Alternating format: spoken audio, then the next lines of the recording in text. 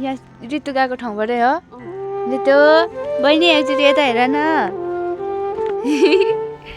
गाईचहरू हामी घाँस काट्न जाँदैछौँ अब यस्तो जाडो छ ऊ त्यहाँ लागेको घाम छिटो छिटो यता लाग्दै हुने नि हामीले ओ सरी बहिनी मैले तिम्रो चप्पल चेपेँ नि त है जाडो भइसक्यो गाईचहरू मेरो नाकको टुप्पामा चाहिँ होइन म दसैँको बेला रक्सी लगाइछु बेसकन झ्या भएर पल्टी भएर नि नाकसाक फुटिसक्यो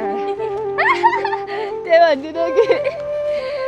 मेरो त कस्तो भइसक्यो कस्तो आँखा आजले गाउँ आएदेखि त झन् रुगा लागेर केही छैन खतम बहिनी कहाँ छौ तिमी ऋतु तिमीहरू मेरो साथी क्या साथी है साथी जस्तै भनौँ अब आछु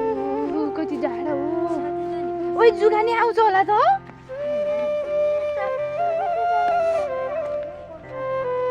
जुगा आउँछ होला क्या म बेसकन यो अस्ति त हाम्रो माथि झन् पानी पऱ्यो भने त झन् बेसकन आउने रहेछ त्यो घामबाट माथि गाई चाहिँ हामी आज घाँस काट्न जाँदैछु राम्रो पुग्यो मुठोमा बाँधेर काट्ने है ओ सेट मेरो ज्याकेटमा त आगोले लागेर बुवाल भइसक्यो